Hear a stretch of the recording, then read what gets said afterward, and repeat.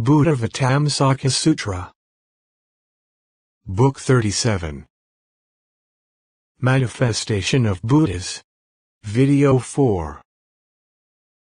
When the water spirit ocean wants to manifest the controlling power of the water spirit for the benefit of sentient beings to make them happy, it raises a great network of clouds from the earth to the heaven of control of others' emanations, covering all over. Those clouds are of infinite different colors. Some are the color of golden light, some are the color of lapis lazuli light, some are the color of silver light, some are the color of crystal light, some are the color of emerald light, some are the color of agate light, some are the color of red pearl light, some are the color of light of infinite fragrances, some are the color of light of spotless cloth, some are the color of light of pure water, some are the color of light of various ornaments. This network of clouds, having spread all over, emits lightning of various colors. The golden clouds emit lapis lazuli lightning. The lapis lazuli clouds emit golden lightning. The silver clouds emit crystal lightning. The crystal clouds emit silver lightning. The emerald clouds emit agate lightning. The agate clouds emit emerald lightning. The infinite fragrance-colored clouds emit spotless cloth-colored lightning. The spotless cloth-colored clouds emit infinite fragrance-colored lightning. The pure water-colored clouds emit various ornament-colored lightning. The various ornament-colored clouds emit pure water-colored lightning. Multicolored clouds emit one-colored lightning. Unacolored clouds emit multicolored lightning. There also issue from the clouds various sounds of thunder, according to the minds of sentient beings, making them all happy. Sounds like goddesses singing, like celestial musicians playing, like water nymphs singing, like Gandharva girls singing, like Kinnara girls singing, like earthquakes, like the waves and tide of the ocean, like the king of beasts howling, like beautiful birds calling, as well as innumerable other kinds of sounds. When the thunder has sounded, there arises a cool breeze, delighting the mind of sentient beings. Finally it rains, various kinds of rain, benefiting and comforting infinite beings. In all places from the heavens to earth the rain is different. On the ocean it rains clear, cool water called endless.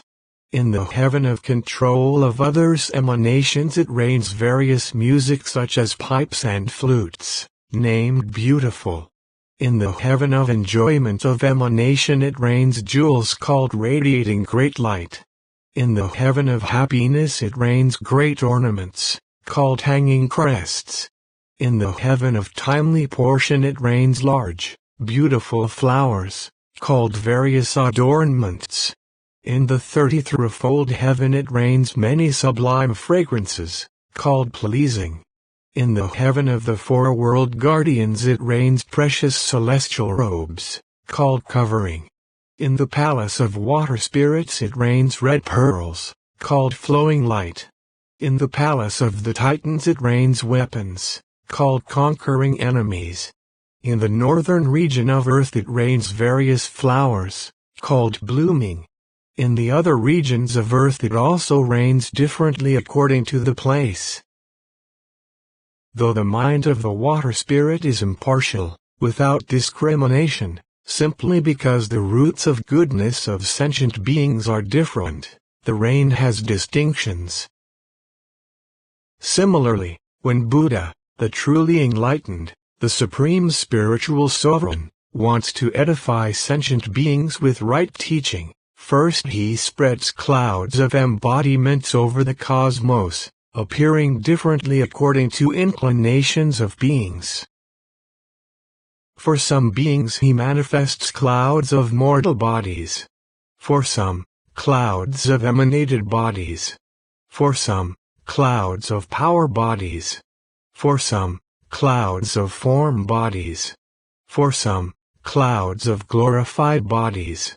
For some, clouds of virtue bodies. For some, clouds of knowledge bodies. For some, clouds of bodies whose powers do not deteriorate. For some, clouds of bodies of fearlessness. For some, clouds of cosmic bodies. Buddha covers all worlds with infinite such body clouds and manifests various kinds of lightning in accord with the individual differences and inclinations of sentient beings. For some beings he manifests lightning called reaching everywhere. For some, lightning called boundless light. For some, lightning called penetrating the secret teaching of Buddha. For some, lightning called reflected light. For some, lightning called illumination. For some, lightning called entering the door of endless mental command. For some, lightning called right mindfulness undisturbed. For some, lightning called ultimately incorruptible. For some, lightning called adaptively entering all states of being. For some, lightning called fulfilling all wishes and making everyone happy. Having manifested lightnings of infinite such lights, Buddha then produces infinite thunders of concentration, according to the inclinations of sentient beings, the thunder of the concentration of well-aware knowledge, the thunder of the concentration of the refulgent, undefiled ocean, the thunder of the concentration of mastery of all the teachings, the thunder of the adamantine wheel concentration, the thunder of the concentration symbolized by the polar mountain, the thunder of the ocean seal concentration, the thunder of the solar lamp concentration, the thunder of the inexhaustible treasury concentration, the thunder of the concentration of the indestructible power of liberation.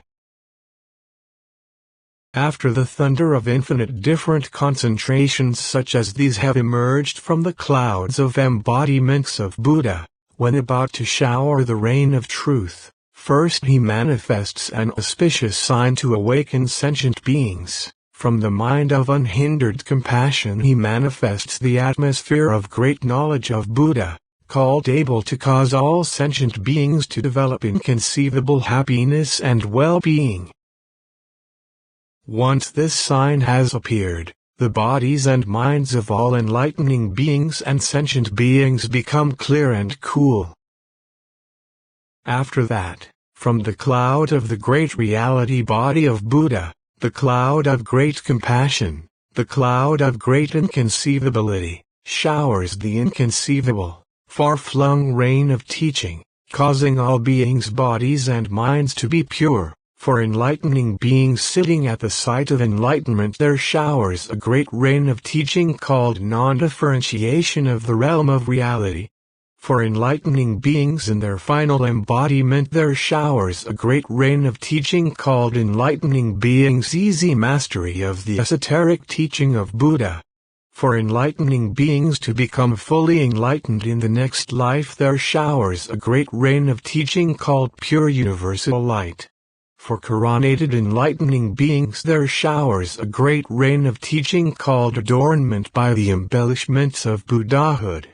For enlightening beings who have attained tolerance there showers a great rain of teaching called flowers of knowledge with jewels of virtue blooming, not ceasing the compassionate practices of enlightening beings. For enlightening beings in progress there showers a great rain of teaching called entering the profound method of manifestation of occult transformations and carrying on enlightening practice without stopping or wearying. For newly inspired enlightening beings there showers a great rain of teaching called producing the practice of great love and compassion of Buddhas to save sentient beings. For those who seek the vehicle of individual enlightenment there showers a great rain of teaching called deeply knowing the principles of conditional origination, avoiding extremes, and attaining the non-decaying fruit of liberation. For those who seek the vehicle of listeners, there showers a great rain of teaching called cutting down all obstructing afflictions with the sword of great knowledge and wisdom. For stabilized and unstabilized sentient beings who accumulate roots of goodness, there showers a great rain of teaching called facilitating the accomplishment of various ways into the teaching, producing great happiness. The Buddha showers great rains of teaching like these in accordance with the mentalities of sentient beings, filling all worlds. A Buddha, perfectly enlightened, is impartial in mind and does not begrudge the teaching. Simply because the faculties and inclinations of sentient beings are not the same, the rains of teaching appear differently. This is the 10th characteristic of the voice of Buddha. Great enlightening beings should know it thus. The voice of Buddha has 10 kinds of infinity. It is as infinite as the realm of space, because it extends to all places. It is as infinite as the cosmos, because it pervades everywhere. It is as infinite as the realm of sentient beings, because it gladdens all hearts.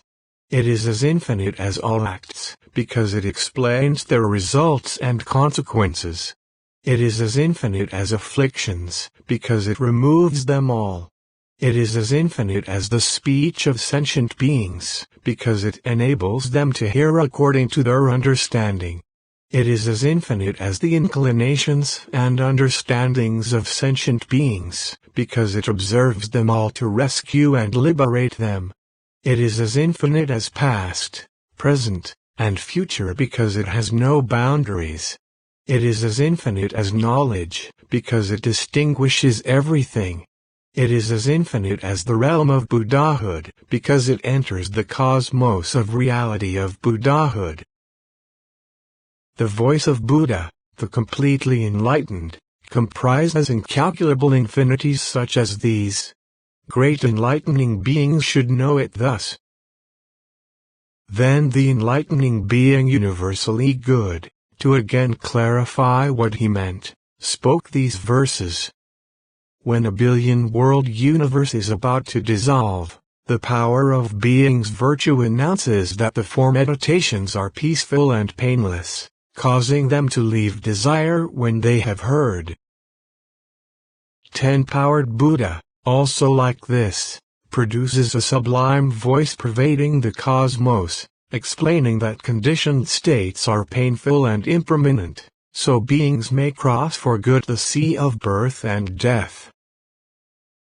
Just as a canyon deep in the mountains echoes any sound, and though it accords with others' voices the echo has no discrimination, so also is the speech of Buddha revealed according to the maturity of faculties, causing them to be controlled and happy, yet without self-consciousness of preaching. As the celestial drum called Awakener vibrates with the sound of the law in the sky, admonishing the self-indulgent celestials, causing them to give up attachments when they hear, so too is the drum of Buddha's teaching like this, producing various wonderful sounds, awakening all living beings so they all realize enlightenment. The Lord God has a precious concubine who voices all kinds of music, producing 100,000 sounds in one voice with 100,000 tones in each sound. The voice of Buddha is also like this, producing all tones in one voice, different according to beings' characters and inclinations, causing each to end afflictions when they hear. Just as King Brahma utters a sound which makes all Brahmas happy, the voice reaching only Brahmas, no one else, each thinking he alone hears it, so also does the Buddha utter a word which fills the cosmos, yet only reaches the faithful, because the faithless cannot receive it. Just as all waters are of one and the same essence, with no difference in flavor, but the land they are on and the vessels they are in are not the same, so that causes them to be variously different. The voice of omniscience is similar to this. The essence of truth has one flavor, undifferentiated, yet according to beings' actions, which are not the same, it causes them to hear in various different ways. When the water spirit heatless showers rain to moisten the land, causing plants and trees to grow, the rain does not come from its body or mind. Likewise, the wondrous voice of Buddha reigns throughout the cosmos, filling all, fostering good and extinguishing evil, but not coming from inside or outside. Just as the water spirit thoughtful raises clouds for 7 days before raining, waiting for all people to finish their work, and then showering rain for their benefit, the teaching of Buddha is likewise, first civilizing beings and developing them, and afterward expounding the profound truth, so the hearers will not be frightened. The water spirit great adornment in the ocean showers 10 arrays of rain, or 100, 1,000, 100,000. Though the water is one flavor, the arrays are different. The ultimate teacher likewise explains 10 or 20 teachings, or 100, 1,000, up to infinity, without any notion of difference.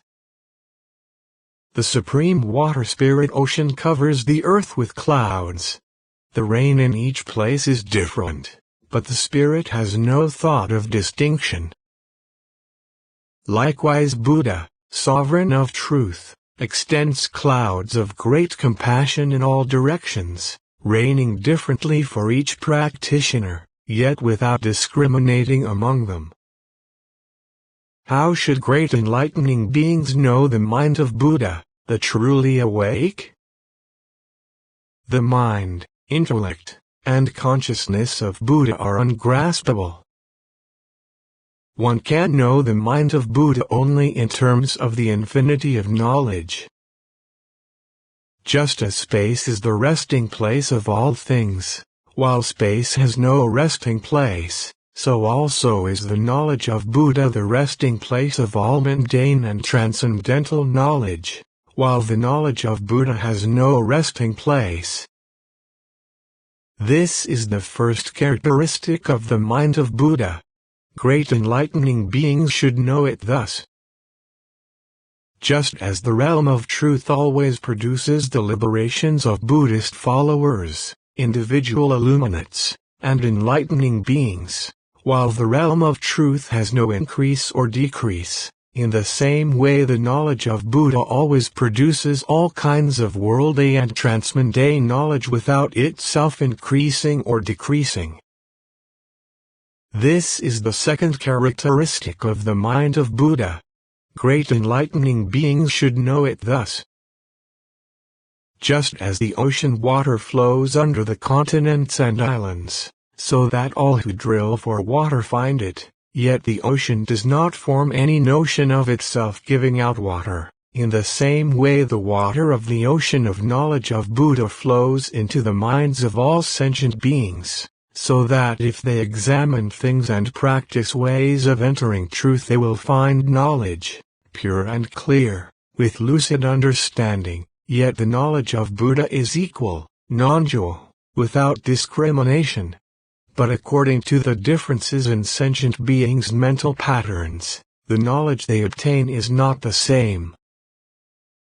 This is the third characteristic of the mind of Buddha. Great enlightening beings should know it thus. In the ocean there are 4 jewels imbued with infinite qualities that produce all the precious jewels in the ocean. If these jewels were not in the ocean, it would be impossible to find even one jewel. What are these 4? One is called accumulation of treasures. Another is called inexhaustible treasury. Another is called removal of burning heat. The other is called replete with adornments. These jewels cannot be seen by any ordinary people or sea creatures. Why? The King Water Spirit Ocean, because the jewels are magnificent with perfect lines and proportions, keeps them in a deeply hidden place within the palace.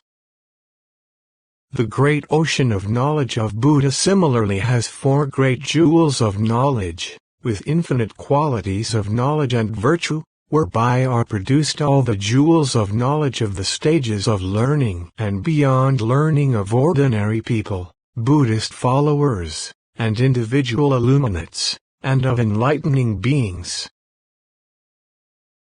What are the 4?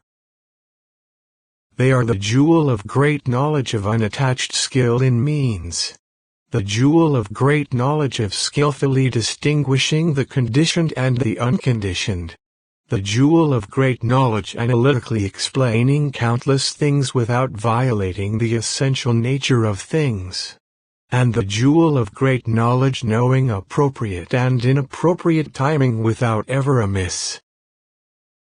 If these 4 jewels were not in the Buddha's ocean of knowledge, not a single being would ever be able to enter the great vehicle of liberation. These 4 jewels of knowledge cannot be seen by unworthy beings. Why? Because they are kept in the deeply secret treasury of Buddha.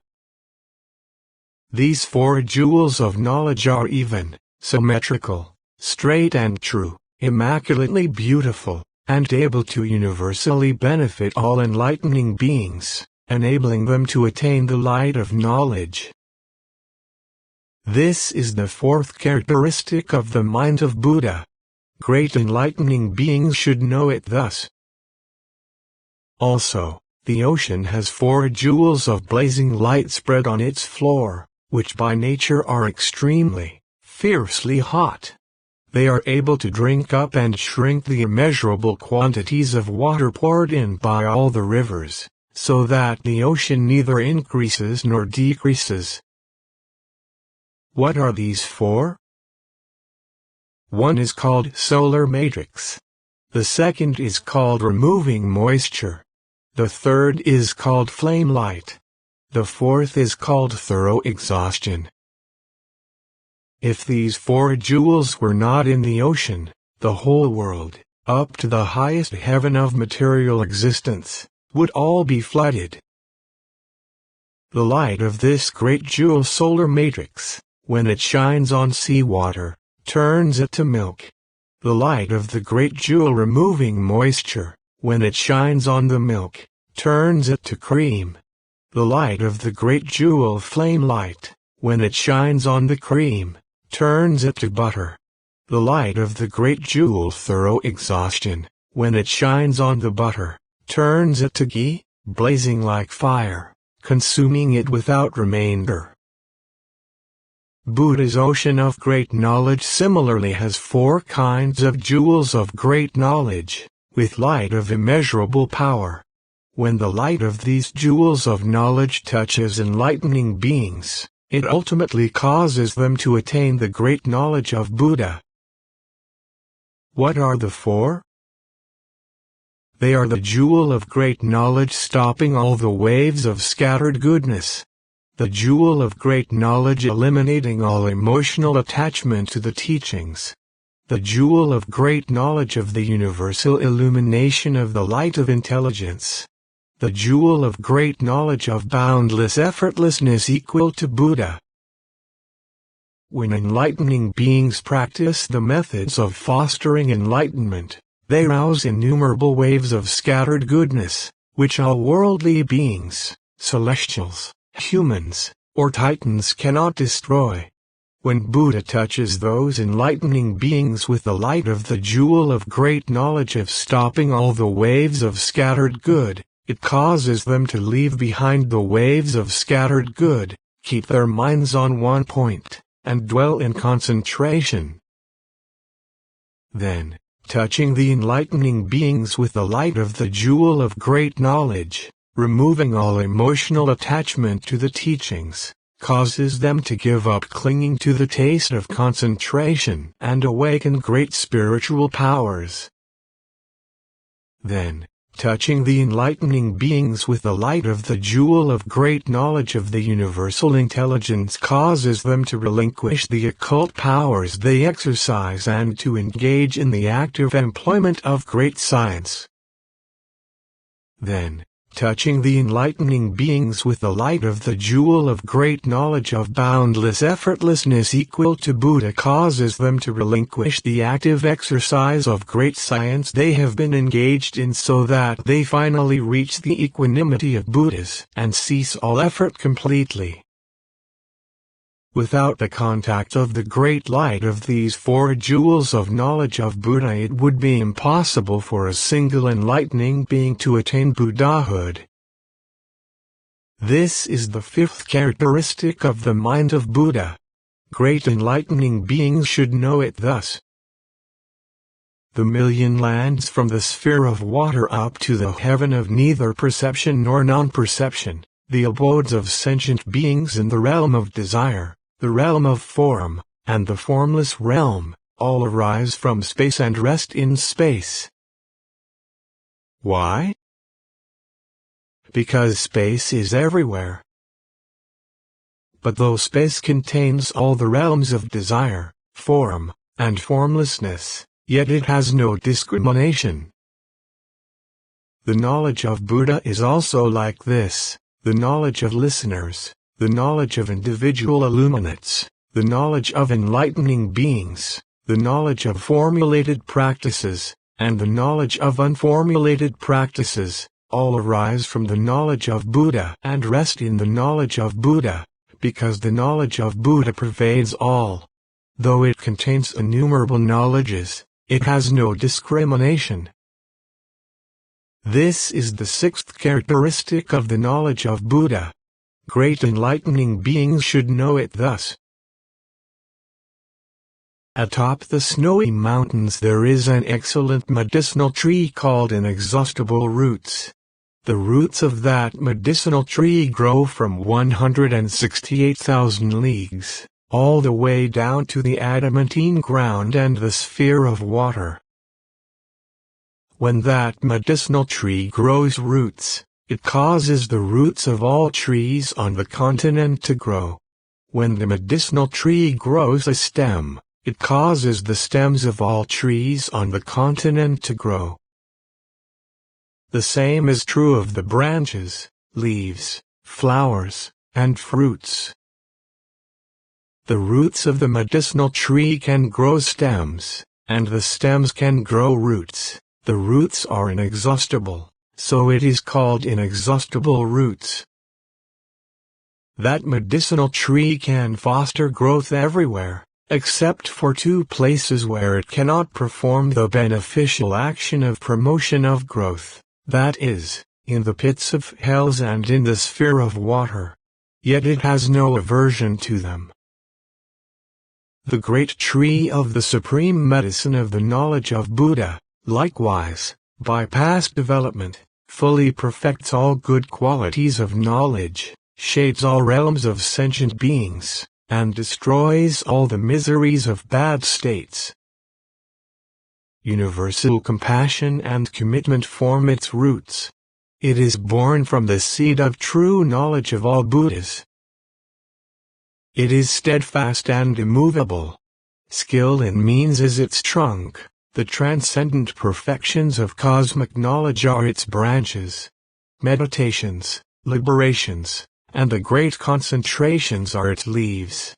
Mental command, intellectual skills, and the elements of enlightenment are its flowers, and the ultimate unchanging liberation of Buddhas is its fruit. Why may the medicinal tree of knowledge of Buddha be called inexhaustible roots? Because of ultimately never ceasing, because of not stopping enlightening activity. The practice of enlightening beings is the nature of Buddha. The nature of Buddha is the practice of enlightening beings. Therefore it can be called inexhaustible roots. When the roots of the medicinal tree of Buddha knowledge grow, it causes enlightening beings to grow the root of great love and compassion, which does not abandon sentient beings. When its trunk grows, it causes all sentient beings to grow the trunk of profound determination with steadfast vigor. When its branches grow, it causes all enlightening beings to grow the branches of all transcendent ways. When its leaves grow, it causes enlightening beings to grow the leaves of pure conduct, austerity, virtue, paucity of desire, and contentment. When its flowers grow, it causes all enlightening beings to be replete with the flowers of magnificent arrays of the marks and embellishments of virtues.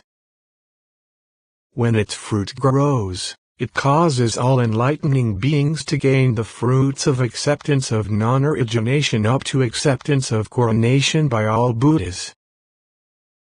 The supreme medicine tree of knowledge of Buddha cannot perform its beneficial growth-fostering function in two places only, in those in the two vehicles of individual salvation who have fallen into the abyss of non-doing, and in unsuitable sentient beings with rotten roots of goodness who are sunk in the flood waters of erroneous views and craving, yet Buddha never has rejected these people. The knowledge of Buddha has no increase or decrease, because its roots are stable and grow ceaselessly. This is the seventh characteristic of the mind of Buddha. Great enlightening beings should know it thus. Continue to video 5.